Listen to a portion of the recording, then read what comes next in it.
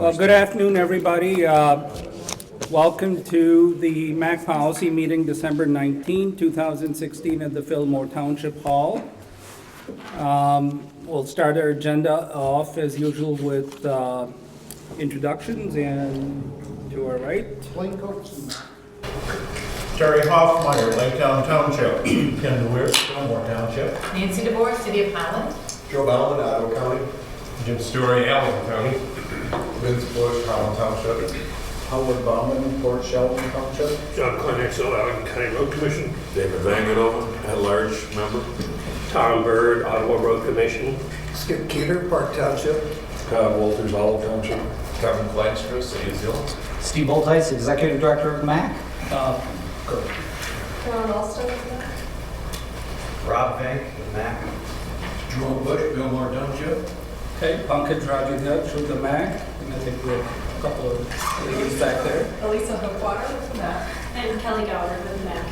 Thank you, everybody, and Steve is going to make an introduction here to someone new to this group. So I'm sure you all noticed that we have a new face that has joined us, and that is Rob Vink. Rob is the new Macatawa Watershed agricultural technician. So he comes to us from an agribusiness that's known locally as Green Valley. So he has that professional experience with the agricultural community. He grew up in Central California in an agricultural area. I think I'm pronouncing this right. Visalia?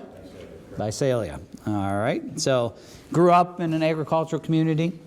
Graduate of Calvin College.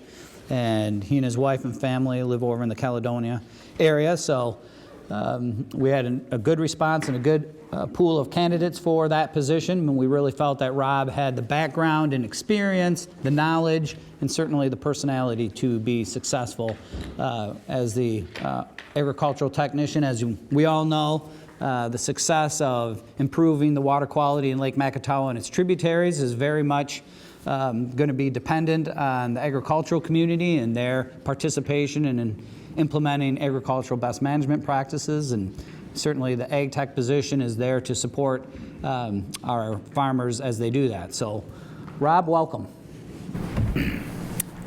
Well, welcome, Rob, and hope you enjoy your employment here as you help us out. Next item, typically what we do is approval of the minutes. If you've had a chance to review the minutes, if there's any questions or concerns, if not, if someone wants to make a motion to approve. Tom Bird, motion to approve, second. Skip.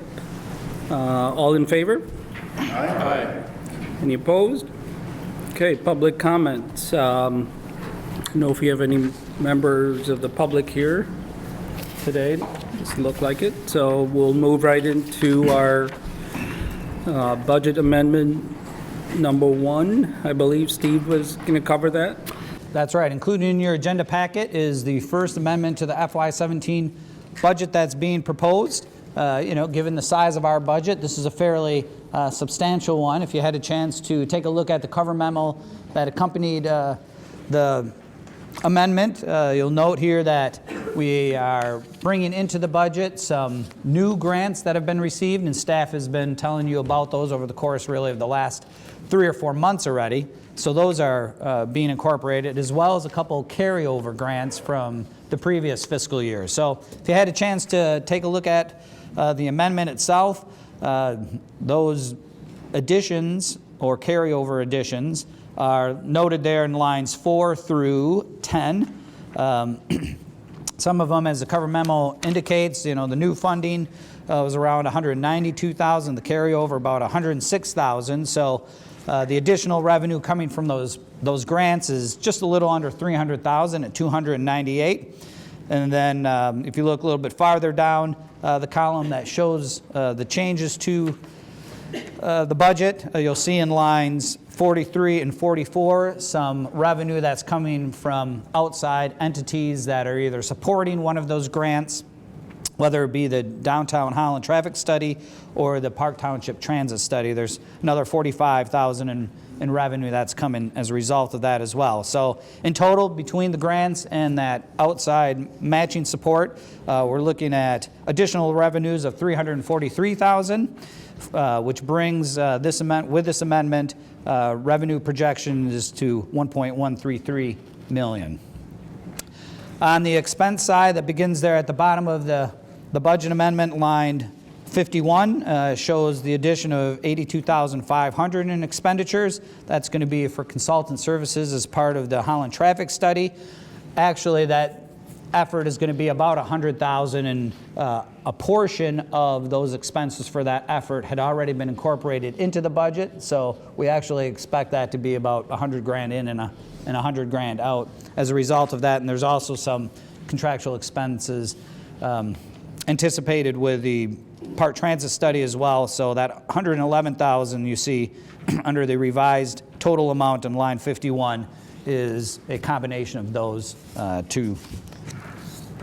Then on the back page there, a couple of other expenditures, mostly, again, contractual in nature, related to some of the grants that are going to be undertaken on the watershed side. Those begin on line 70 with some expenditures for consultant services doing some geographic information system analyses, as well as some reimbursements to partners under the Phase 2 watershed study on line 71. So we're doing that in conjunction with Grand Valley Metro Council and Shoreline Regional Development Commission. Our partners receive funding support as part of that effort, and we're also going to have a facilitator helping out with that as well. So that's part of that 48,655 that you see there.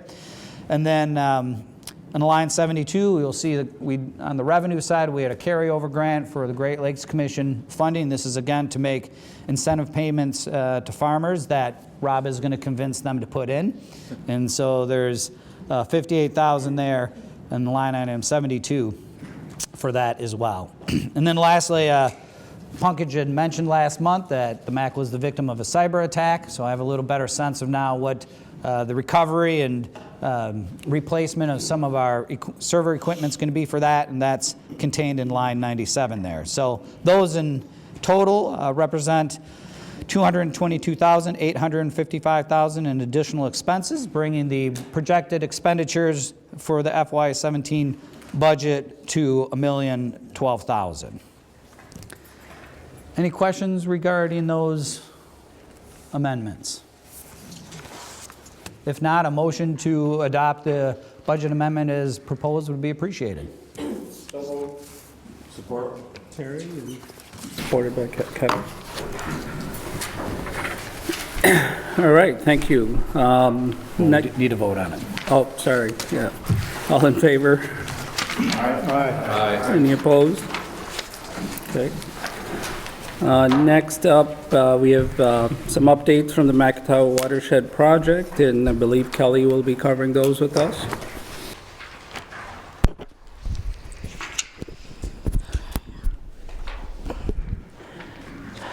All right, so included in your agenda packet was a memo and a short excerpt from the Watershed Sustainable Funding Study that was recently completed by public sector consultants. What you have in the packet is basically the cover page of that report, the table of contents, and then the executive summary. So there is a much larger report that goes along with this. I have a couple copies of that, so if anybody really wants a full copy of that, there are a couple available today. I'm happy to print and mail anyone a copy. It is also on our website under the Watershed Research tab. So if you really want a copy of it, you can get it there. So I'm going to kind of try to go over somewhat briefly kind of the highlights of the study, and then we'll talk at the end about kind of what the next steps of this project are. So first, just some acknowledgements. Public Sector Consultants was the consultant that we hired to do this study, so they did the majority of the work. within this report. And most of the slides that I'm using came from them. They presented the results of the study to our West Michigan Watershed Group in October, and were generous enough to provide their slides. They also had on their team Dr. Alan Steinman from the Grand Valley Annis Water Resources Institute, and then as mentioned previously with the budget amendment, we're working with Grand Valley Metro Council and Shoreline Regional Development Commission on this project as well, so they were a big part of this. And then our regional water partners, we've got about 20-some watershed groups within the West Michigan region that also provided some input to this project. So just a little bit of a background. Hopefully most of you remember kind of how we got to this point where we had requested funding from the West Michigan Prosperity Alliance through the Regional Prosperity Initiative funding to look at investigating sustainable mechanisms for watershed funding, because we recognize that watersheds are diverse in our region, but funding is a very common challenge that we have. So just for reference, Region 4 is the region that we're in, so it's this 13-county area that we kind of focused our efforts and working with the watershed groups within that region. So I'd mentioned where the funding came from, public sector consultants, and the goal that we gave public sector consultants was $13.6 million is what we're really looking for in order to implement watershed management plans within this 13-county region. And that number we came up with by getting input from all of the watersheds. We kind of put a survey together to get information from them on what are their annual budget needs. So that was the number we came up with, so we could give public sector consultants a goal. So public sector looked at 4 different approaches for kind of alternate ways to sustain watershed funding. To implement watershed management plans in West Michigan. So the 4 approaches that they looked at that I'm going to go over in a little more detail were millages, flat fees, watershed management districts, and pay for success bonds. So those were the 4 approaches that are detailed in the report. They also conducted interviews with 16 opinion leaders. There were some from our community that were contacted. Foundations, economic development, I can't remember all the list of representatives, but to ask about funding priorities and then also their opinion on some of these mechanisms that they were looking at. So before they could really get started, they had to kind of gather the data that was necessary. So public sector did all of this work to get taxable value data from the state, and then also parcel information for each of the counties, so they could get some accurate estimates on how much money could be generated from these different methods. And then with our watershed partners and our project team, the other thing was, at what scale do we want to look at the generating revenue? Again, watersheds are diverse, and I'll show you a map in a second that illustrates that. Because this was a fairly complicated question to answer. What scale is appropriate to look at funding? But we, with our watershed groups, identified 54 sub-watersheds, and so here's that complicated map that kind of illustrates, and I know it's really hard to see, but all of the different colors represent individual watersheds that either have an identified group or are working under a distinct watershed management plan. So when public sector did their analysis, we had them use these 54 watersheds to kind of divvy the funding between, and then they also did county by county analysis. What's the definition of a watershed? It's the area of land that all drains to a single water body. So within the Macatawa watershed, it's Lake Macatawa. So all of the land that drains into Lake Macatawa, so geographically defined by kind of high points on the land. And then you can further subdivide, each individual stream within a watershed has its own sub-watershed. So, like for example, it's kind of hard to see. So this is like the main stem of the Grand River, but then there's all these smaller tributaries that feed into the Grand River. So we could kind of fill this all in, and this is all the Grand River, but there's distinct sub-watersheds within the Grand River. So each one of those watersheds is tracked to figure out what the sustainability of it is. Right. Right. Right. Yeah, so it's complicated. There's a lot of partners, a lot of players involved here. So looking at some of the numbers now, millage, I think everybody's familiar with what a millage is around this table. So working with our management team, we kind of just came up with some numbers to look at what could we generate from 0.05, 0.1, and 0.25 mils. And so this was kind of the overall, the whole region, within the 13 county region, this would be the potential at each of these levels. So if you remember, our goal was 13.6 million for the whole region. So at this 0.25 mil, we would make that goal. And again, I mean, there's a lot of factors involved in this, but just as a general, this is what we could expect to attain from a millage. So then what they also did was break it down by county or by watershed. So I'm just going to show you the MACC watershed, what the potential is there. In the report, there's a full table that has all 54 of those watersheds and how much of the county does that watershed represent. So what proportion of that county's millage would be allocated to that watershed. And so off the top of my head, I don't know what proportion of Allegan and Ottawa County the MACC is, but based on how much geography we have in each county, this is how it would break down for us if it were a millage. This is how much we could expect to get at these three rates again. And we estimate our annual needs to be about $771,000.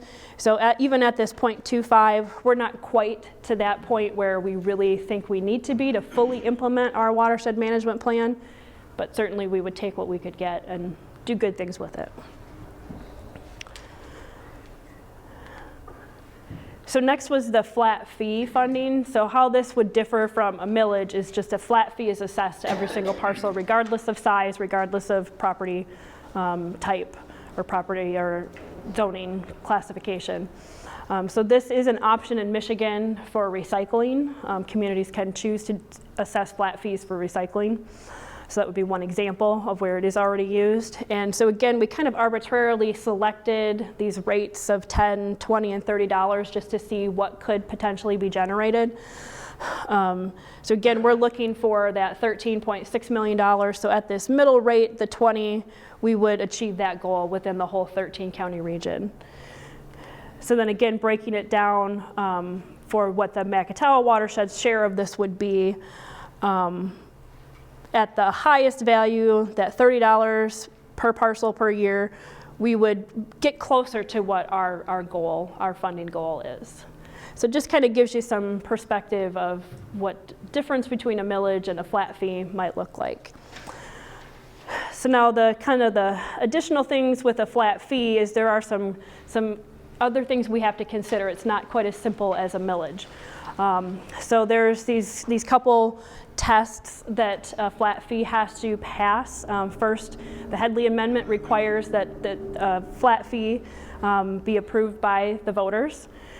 And then there's also the Boat versus the City of Lansing decision, which I won't go into the details of that, but basically the City of Lansing was assessing a flat fee and it was challenged in court. And so the Michigan Supreme Court ruled these three things. If a flat fee is to be assessed, it has to meet these three tests. It has to serve a regulatory purpose rather than just raising revenue. It has to be proportionate to the service being provided, and then it has to be voluntary. So users have to be able to opt out of that fee. So in essence, doing a flat fee approach, it would require new enabling legislation to allow communities to pass a flat fee, and it has to be constructed so it meets both the Headley Amendment and that Boat versus the City of Lansing decision. So there is actually a bill in the House right now, House Bill 5991, also called the Stormwater Utility Act, that meets all of this criteria. It's very specific to just stormwater utilities, so that certainly doesn't cover the entire scope of watershed management plan implementation. It would be focused really on the stormwater components. But this is a huge step in order to enable this type of thing to happen. So it's been introduced in the House, it's been sent to the Committee on Local Government, and that's formatted really funky, but so that's kind of where it sits right now. So It will probably be reintroduced in the new year and have a new number and kind of start that process over again. So we will certainly be watching that very closely. Any questions about that so far before I move forward? Yeah, Tom. It looks like the opt-out issue could be a deal breaker. From the way you've explained it, any property owner could say, well, I don't want to contribute towards that. Right, well, with the opt-out, how it's been applied previously is that you have to prove that you aren't using the system. So for a stormwater utility, you would have to prove that your property doesn't contribute stormwater to the system. And so the city of Ann Arbor has had a stormwater utility for years, and so they have a process and a formula to do that. So if people put in rain gardens and rain barrels and can actually maintain all of their stormwater on site, then they can opt out of that stormwater fee. But if they're using the system, if their property contributes to the stormwater sewer system, then they pay a portion that's, again, proportionate to how much they contribute to the system. So a larger parcel that has impervious surface would pay more than a parcel that's more open and has infiltration, green space. So that's kind of the idea behind that. And within this House Bill 5991, it's very specific about how a local ordinance would have to be crafted to provide formulas and those considerations for how to opt out.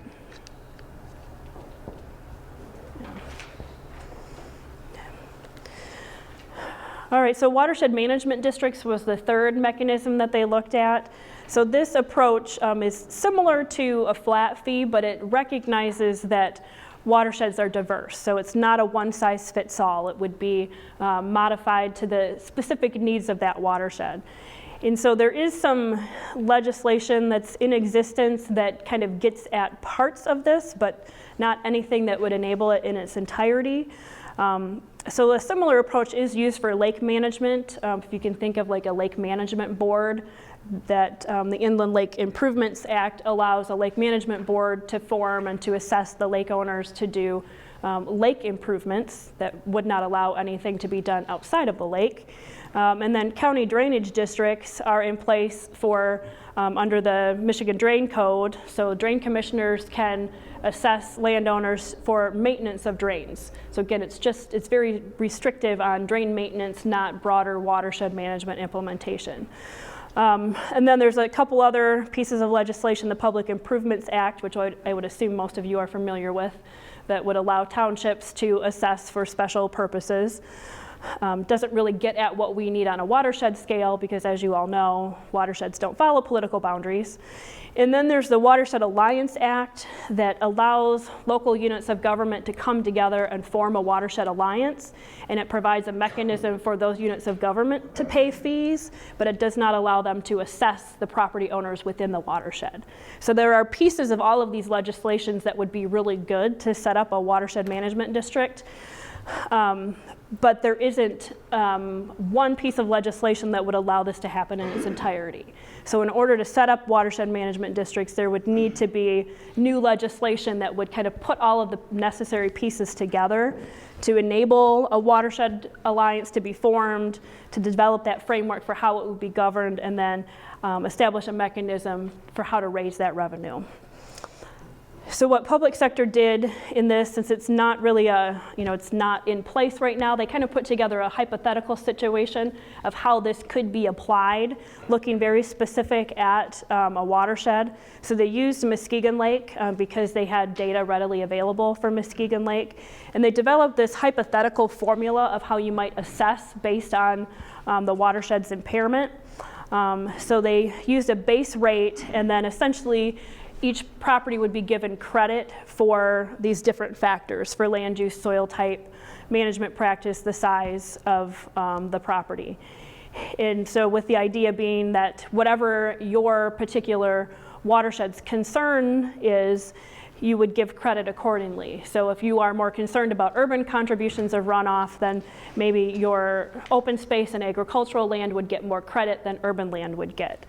Soil type, if you've got infiltrating soils, sandy soils, you'd give them more credit than soils that are going to generate runoff. So every watershed would have to come up with the criteria for how they would give credit. And then you may weight them all differently. And then for this example, they used a base rate of $75 per acre that then would be decreased using all of those credits. The report details out step by step how they did this for Muskegon Lake, but here's the final results of what they generated. So again, just based on Muskegon Lake, so this does take into account the type of property. It's not just a flat fee assessment.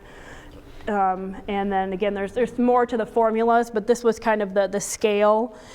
And with Muskegon Lake, I mean, they have a lot going on there. This would certainly be a good place for them to start. They can certainly spend a lot more money than that in a year. But I think it's a good example. It's a good model for how to set up something like that. So then the last approach that they looked at was more of a project-based approach. This is a mechanism for funding a single project. It wouldn't generate sustainable revenue. So pay for success bonds. It's an emerging financing approach, so there's not a lot of examples out there. There's more in the social sector. But what it would do, and it's specific for government, units of government, to basically leverage private investments to get public outcomes. So where the government entity may be risk averse to paying for a project on its own, but a private investor is willing to take that risk. But then having an investor come on board to a project, you would need to repay them. So there would need to be some kind of source of revenue to repay your investor back. And like I said, it has been used in some societal situations. So here's just kind of a quick little diagram of what this might look like. So there would need to be some kind of an intermediary that would work between the units of government and all the other players. So working with between the government and the investors to kind of set up that structure. How is that investment going to work with the service provider? So whatever the project is, kind of working with those contractors to get the project put in place. And since this is a pay for success model, there needs to be an evaluator to know if the project was successful, because that's typically how your investor is going to be repaid, is based on the success that the project achieved. And I know this is fairly abstract. It's abstract for me too, but I've got an example that hopefully will help out. So again, there's a few examples nationally that's not been widely used. There's a couple examples for in prison and child mortality situations. And then out west, they're using it for forest resilience bonds. And then I believe there's recently, that after this PowerPoint was put together, there is, I can't remember which state now, is using a pay for success bond with green infrastructure financing. But so here's kind of a model that public sector put together. They looked at, again, Muskegon Lake, because there's a lot of data on Muskegon Lake. So they just completed a large-scale restoration project that they received $10 million in grants to fund for habitat restoration. So they took this as a kind of an example to see how could this have been funded using the pay for success bond model. And then the other piece of it is that GVSU did an economic impact study of this. So again, there's a lot of data on the Muskegon Lake to be able to use for this.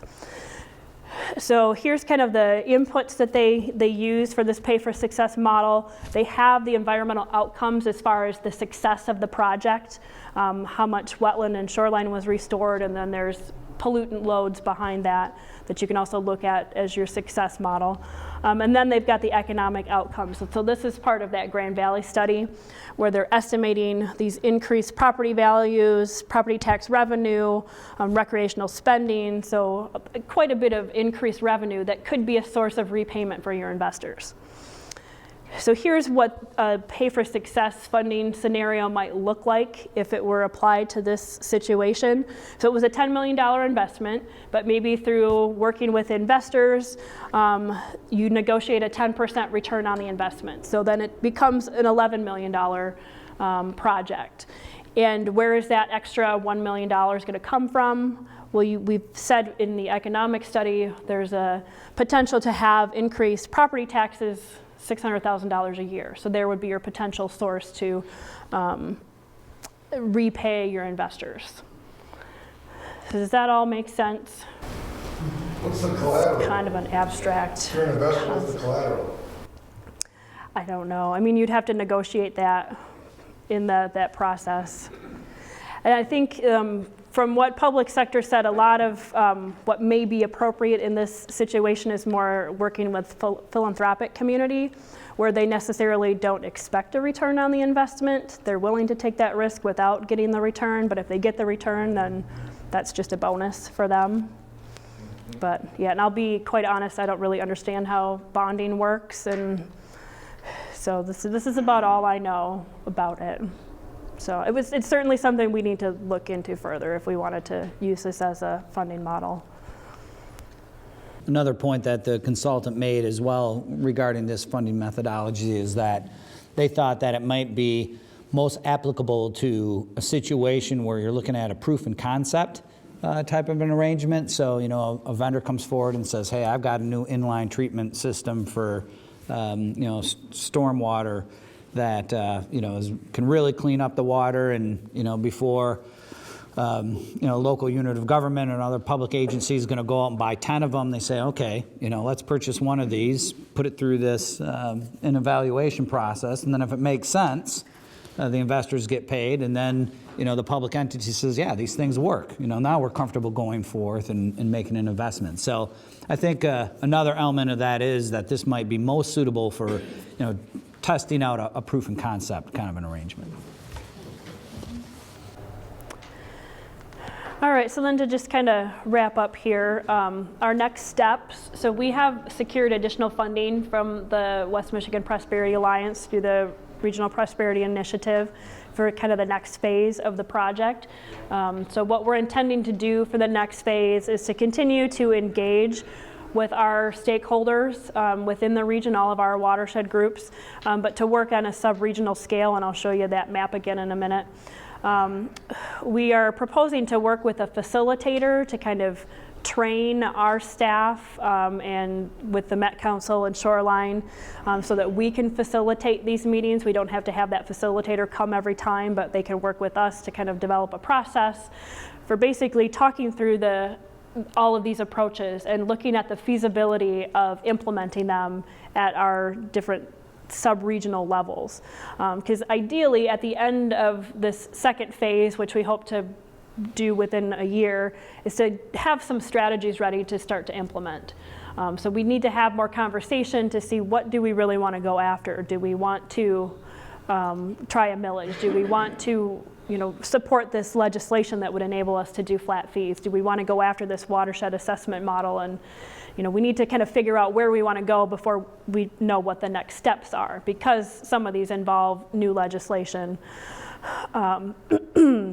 And I will say that also this is really important for the state. Nobody else in the state is really looking at this the way that we are. And because we are looking at this in West Michigan and it's funded through the Governor's Regional Prosperity Initiative, they are very well aware of what's going on, and they are looking to what we are doing as potentially a model to apply to the rest of the state for watershed funding. So we're in a pretty good position here, kind of on the leading edge of this initiative that could hopefully result in a sustainable source of funding for watershed implementation, not only for us here locally and in the region, but for the whole state.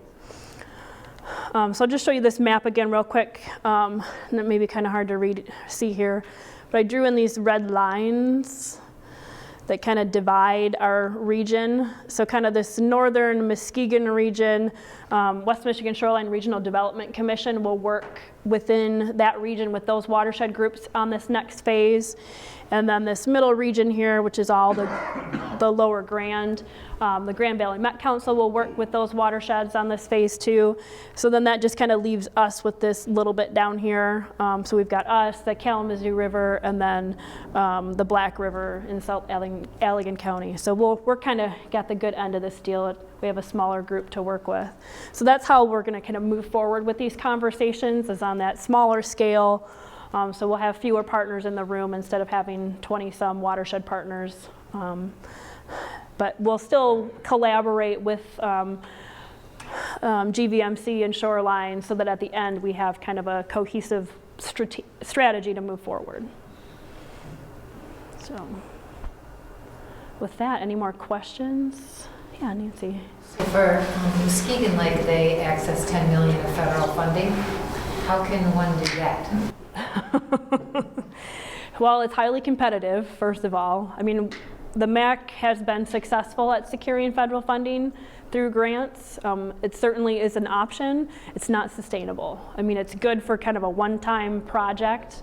And especially for a project like that with Muskegon Lake, they have access to different funding sources because of their status, the type of impairments that they had, and where they were trying to kind of reverse some historic damage that listed them as an area of concern.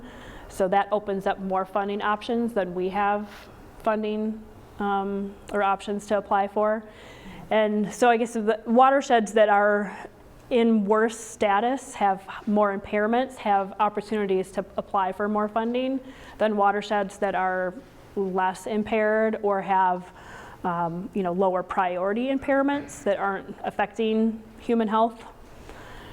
So, I mean, there certainly are those federal grants available. They're very competitive. So they were fortunate to receive that much funding. How long ago was that? It wasn't too long ago, within the last few years. Do you know the history there, Steve? Yeah, I mean, it does stretch back. I mean, the first grants that they received, I mean, my crass response to your question would be, well, we have 2 Democratic senators, and they had to find a place on the west side of the state to make an allocation, and they picked Muskegon. So I think that's a little simplifying it maybe a bit much, but these awards did primarily come through that side of the Congress, and in that regard. So I mean, I think it did happen back between, I think the awards happened in 2008 to 2010. Sounds about right. Yeah, and then the implementation has been going on for several years after that. But yeah, I mean, significant funds. So they don't have a way to make it sustainable, they just have the 10 million, that's it. Right, to do the restoration. Mm-hmm.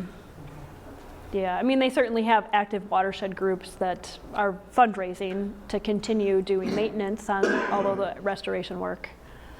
I mean, that's a great segue into a couple comments I want to make. In terms of, what my hope is for your takeaways from today's presentation are basically 3. One, this is a situation where the 13 county area, if you have that map up there, I mean, I had no idea when we first started talking about this with phase 1 how complex it was. I think you said 54 subwatersheds, most of which or all of which have a plan, many of which have their own entity overseeing it. Some professionally staffed, some kitchen table groups that come together. So, I mean, it's very complex in that regard. And so the idea of subdividing the 13 area into what I feel are more manageable areas, But what that means for us is working with some partners that we haven't worked with. I mean, Kelly obviously knows them professionally and so forth. There is professional staff, is my understanding, for Kalamazoo as well. But kind of strengthening that relationship. And the rest of the 13 county area is kind of subdividing in this area. So I want to make you aware that we are the entity that would be responsible for those few players here in the southern end. So that's important for you to know and make sure you're comfortable with that, because I think that's the way this is going to play out. The other, the long play on this and kind of the long-term thinking is, and the big idea is broadening the base of funding for watershed management plan implementation. So we're very fortunate here in that we've had Project Clarity, a private sector led initiative to help us out, and it's been wonderful, right, for us, and we're seeing benefits from that. We're going to see that for many more years yet. But the reality is, when you look at the numbers, the number of households engaged in that effort when you compare that to all the households in the Macatawa watershed, is a very, very small percentage. And we'll see what happens with clarity in the years to come. Will that small percentage of households, step up for a round 2 or not? But I think long term, it's in the interest of the Macatawa watershed, as well as all the other watersheds you saw on that map there, to think about a funding strategy that is more broad-based moving forward. And that's sort of what this is all about, and trying to do it in somewhat of a collaborative manner. I mean, that subdivision that Kelly brought forward, not everyone on the West Michigan Prosperity Alliance Steering Committee wants to see that. Some would like to say it's all for one and one for all, and the 13 counties should hang together. And I think that might make a lot of sense. As she talked about 2 of those funding strategies, they're going to require kind of a statewide effort to either propose new legislation or make other adjustments. And certainly MACC itself and the watershed project itself doesn't have the capacity to lead a statewide type of effort to try to bring those implement those. The 13 county area, and as you mentioned, the governor's office is watching us very closely. Maybe the 13 county area could lead a statewide effort to make that happen. But, likely it's going to take partners from other parts of the state as well. So in that regard, I think working together, if we're looking at a statewide initiative, makes a lot of sense. If we're looking at something that's a little bit more on the ground types of funding issues, I think it's better to look at this subdivided area. So those are kind of the 3 takeaways that I hope you have from this. And certainly if you have any concerns about MACC staff being involved in helping to coordinate that bottom part of the map, please let us know, because that is kind of the intention and how we intend to proceed.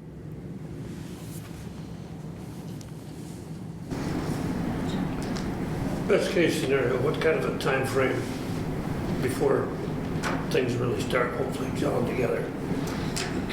Like I said, with the next phase, we're planning about another year to kind of continue these conversations and come up with a strategy.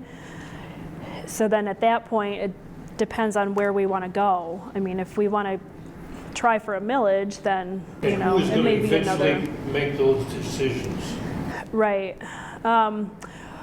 Yeah, I mean, at this point, it's kind of up in the air, to be quite honest. I mean, I think we want to continue these conversations with our watershed partners and come up with, some kind of a unified strategy. So it's not just the MACC doing something by itself. So we have a unified voice. So if we did want to do a county millage, we would need to have, if depending on what county we wanted to do it in, I guess, we need to have the support of those watershed groups. So, and then coming up with a campaign strategy, I mean, it's probably going to be a few years before we're ready. Yeah, it's not something we're going to be ready to, by the end of the next year, having conversations, we're going to be ready to hit the ground with. But hopefully we'll be a lot closer in a year, knowing what we want to go after.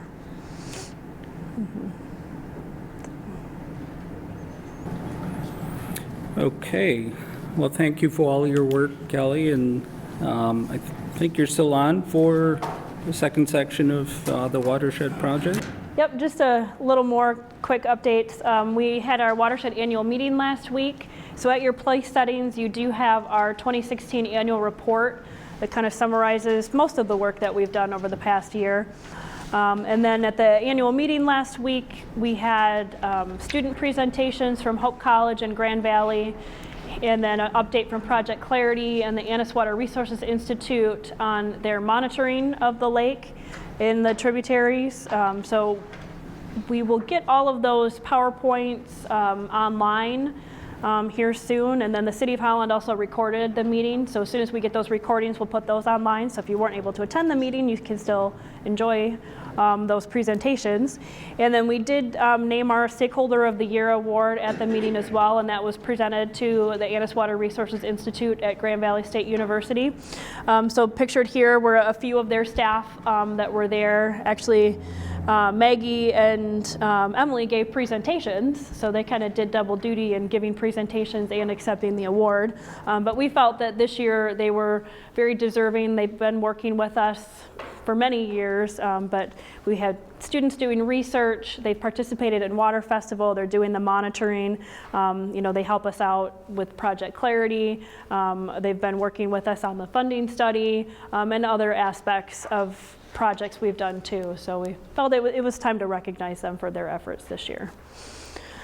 So as soon as I have all of that posted on the website, we'll send out an email and let you know, give you that link if you want to see some of those presentations. So that's all I have. Thank you, Kelly. Appreciate it. If there's no questions, then on to the transportation program. And I think, Lisa, you're up.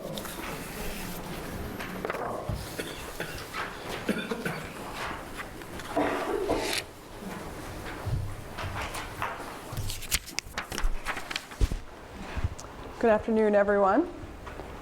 This month I do not have any slides, but I have a table that was sent out to you listing all of the projects that were obligated in fiscal year 16 and received federal funding. And I just wanted to let you know that this is an action item. We bring this list to the MACC Policy Board each year, and upon your approval of the list, we're then able to post it to our website and share it with the public. And I did want to also let you know that it's timely. After my presentation, Steve will be giving you a preview on the fiscal year 17 program.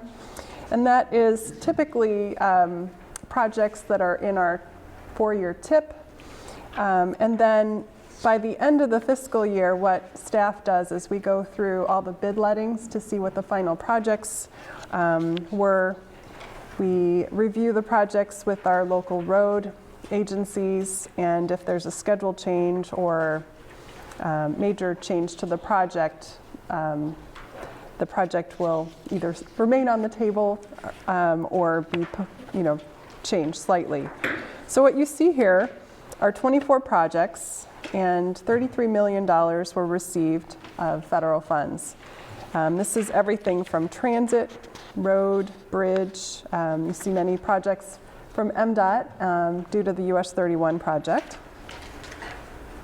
And I did also want to note that US 31 is clearly northbound and southbound. That was brought up during our tech committee meeting, but just the way that it's labeled in the system indicates it's northbound. We obviously know it's more than that.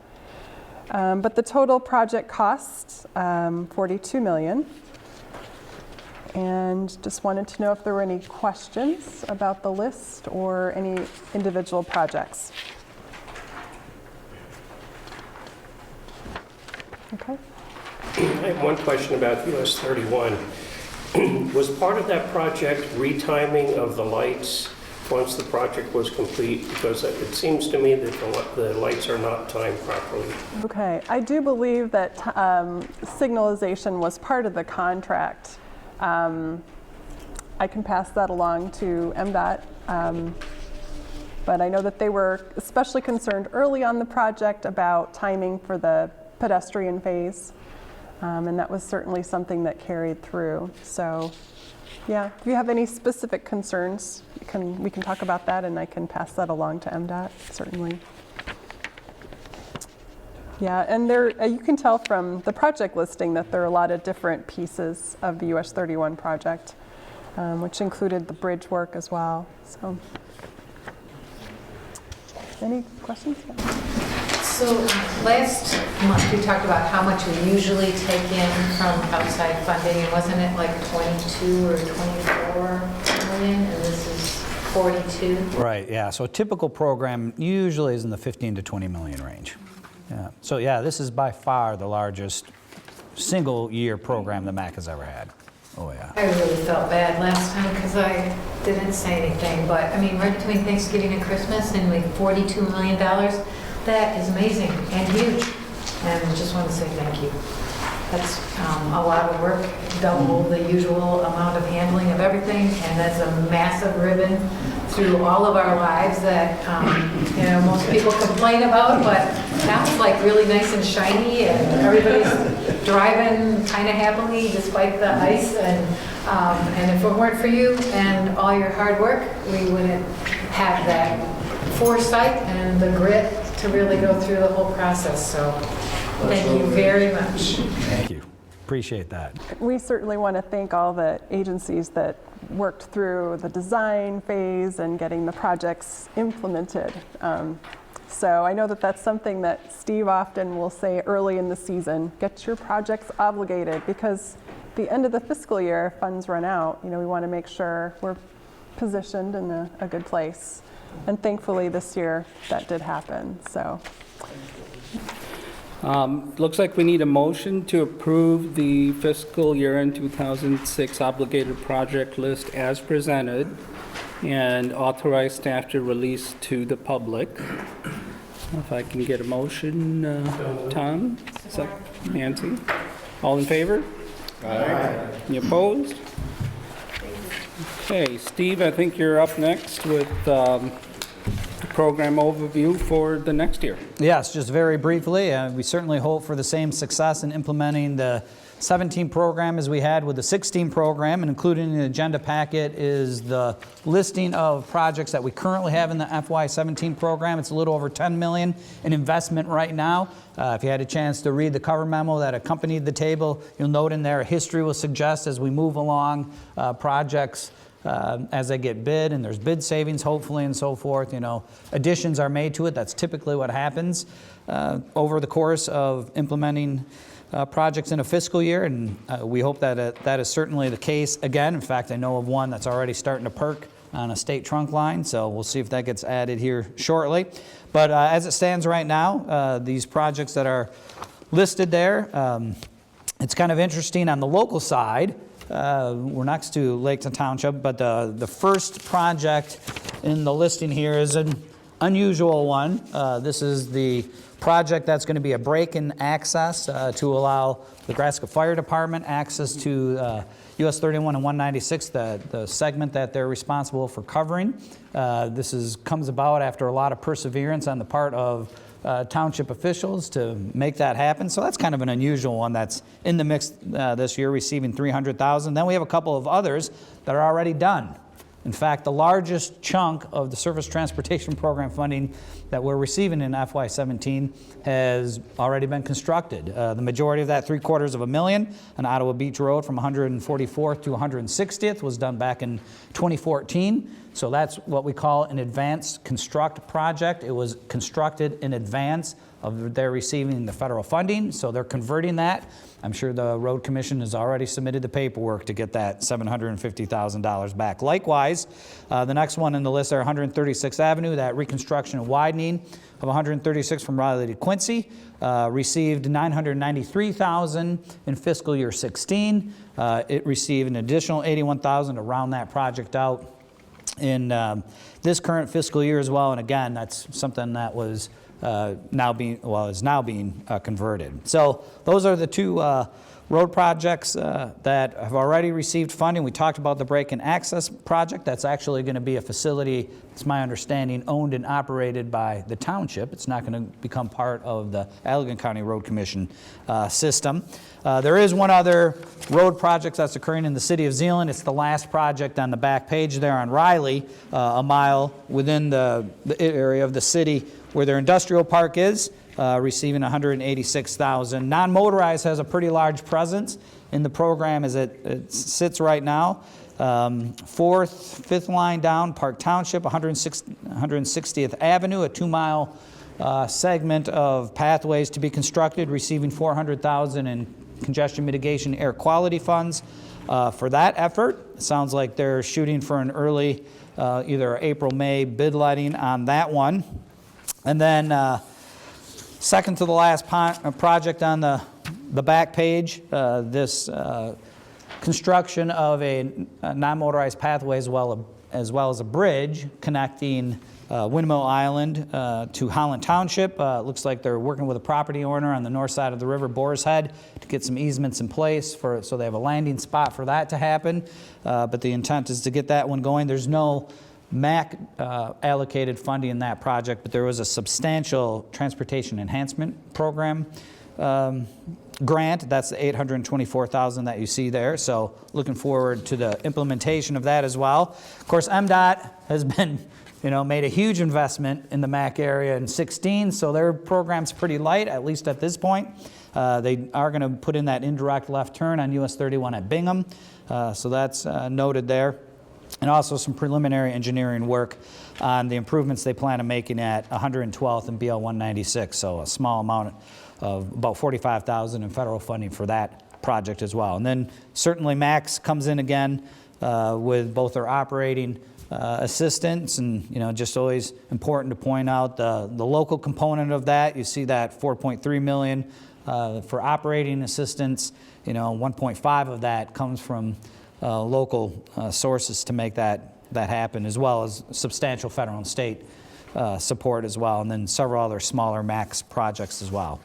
So that's where we're at this point. Again, I'll update you as we continue on with the implementation of that program, but any questions as it stands right now?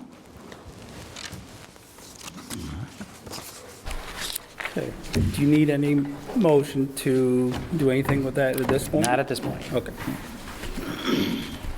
All right, and then MDOT, I don't think we have anyone from MDOT here today. So we'll move to administrative issues. Steve, monthly financial report. Yep, included in your agenda packet is the financial report. It's not quite a month's worth since we moved it up, our meeting up here a week, but essentially it covers expenditures through November. So, and at the bottom of the first page there, you'll see revenues are in at 34.4%, expenditures at 12.9%. There are a couple of items there. We're starting to see some expenditures against some of those grants that I talked about earlier. Those are shown in lines 62, 63, and 64, but your action today to amend the budget will take care of those. Be happy to answer any questions regarding that. Okay, do you need a motion then?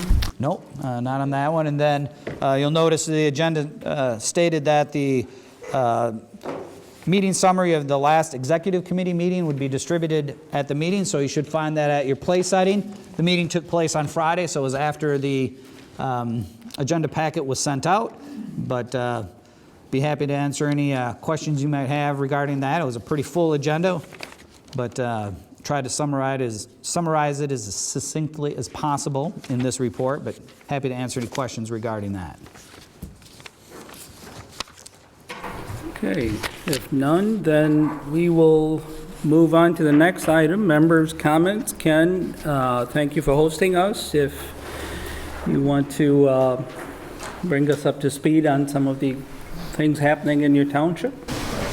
Yeah, thank you for coming.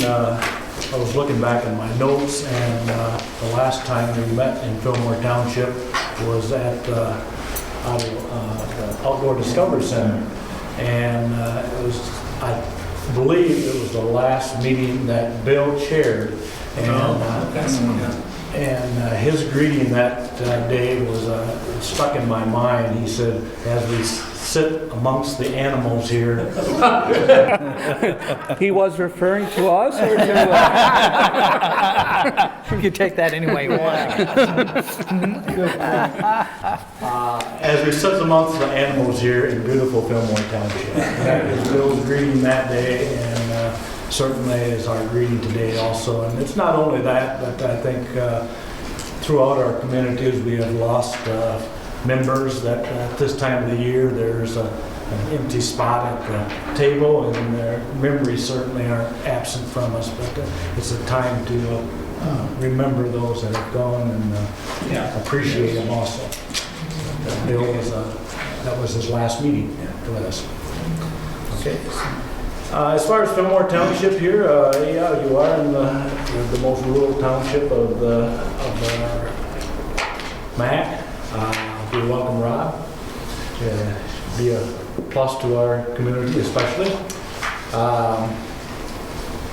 As a board, with our last board meeting was last Tuesday night. We passed and joined the MACC's Community Enhancement Program. which we, most of the entities have done, so we are a part of that now also. This past summer, we had a very aggressive road work project. We have about 82 miles of local roads in the township. Of those 82 miles, we had 13 miles of some type of surface improvement on, either resurfacing, we did a considerable amount of chip seal, and also crack filling. And that all came from our millages from the township, which we have. It's our largest millage in the township is for our roads. Right now, we're starting to look at our next budget, our 17-18 budget, which starts April 1 again, so we're in the process of getting that together. As far as the community, the rural community had a tremendous year for farm products. I've had reports that many of our farmers experienced the highest yields in history. They were, many of the corn yields bordered 200 bushel per acre, which is unheard of in West Michigan here. But through the high technology of the ag business nowadays and the increased productivity of seed programs, they have done very well. The weather cooperated also. One of the harvest season lagged a little bit, I understood, by some of the producers because their bins were full and they couldn't find any place to put it. So that was a good thing. Other than that, we just appreciate you coming here today, and I wish everybody, all you and your families, a Merry Christmas. Thank you. Merry Christmas to you. Any comments from any other members? Okay, if not, Steve has an announcement to make, as some of you may know. Today is Blaine's last meeting. That's correct. For now. He'll be getting a call from me 6 months from now. But last meeting as part of the MACC group, he served in various capacities, and we really appreciate his leadership. I think he served a number of years as a chair as well. So first, Steve has something to give you, and then I have something else to give you. All right, yeah. So certainly we want to acknowledge all of Blaine's contributions to the MACC. I have a certificate of appreciation here, and I'll just read it for you a minute. This is presented to Blaine Copes in sincere appreciation for your years of service from November of 2005 until today on the Macatawa Area Coordinating Council's Policy Committee, as well as your belief in the value of regional cooperation. That's always been appreciated. Your commitment to the development of this organization. And you did that through certainly your participation on the policy board, but also your faithful participation on the executive committee as well. And as Blaine just mentioned, you're also chair, or I'm sorry, as Punkage just mentioned, you're also chair of this austere group from 2006 until 2009. So we certainly appreciate that as well, and we wish you well in all your future endeavors. So thank you, sir. There's that. I'm sure that'll go right up in the den. So any remarks? Yeah, I do actually. When I became the sheriff, my intention was to be there for 6 years and then to move on and go back to academia, where I had been for a couple years. And didn't quite work out. That's now into the 16th year. So, but with that said, one of my personal goals was to leave on my own volition at the time of my choosing.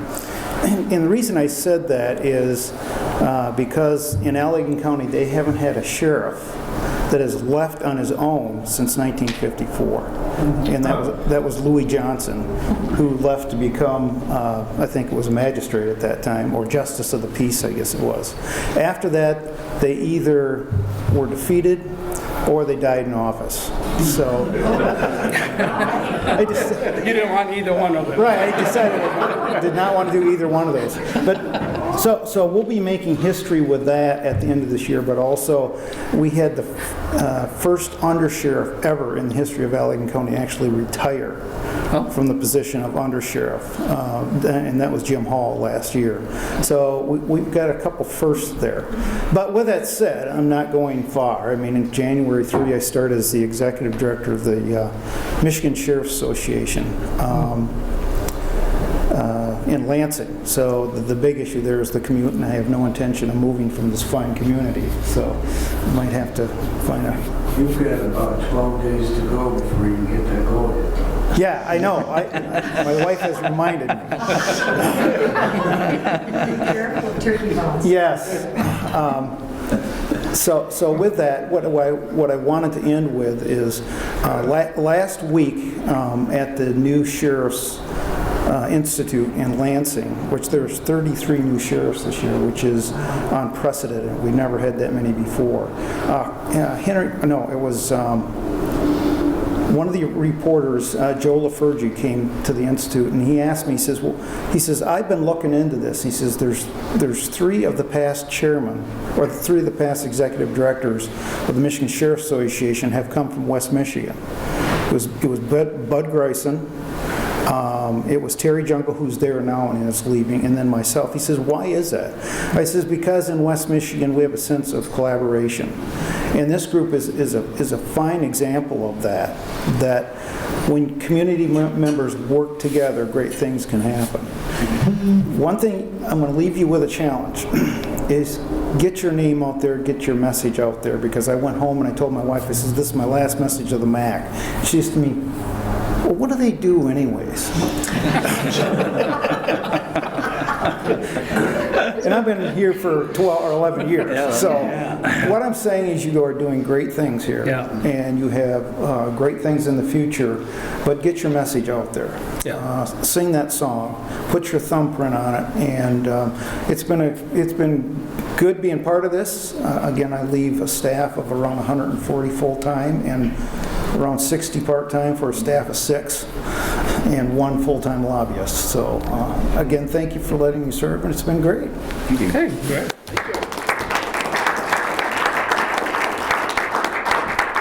And, a lot of the stuff that we do is very serious and somber and important. We try to have fun, and I always think it's important to keep things a little bit lighter in life. And I know you might lose your sheriff's pin when you retire, or your badge and your gun. Yeah, I got to find it first, though. Yeah. So I looked high and low to try to replace that badge and gun, but couldn't find it. So I came up with something second best that you can still use when you feel like catching some bad guys. So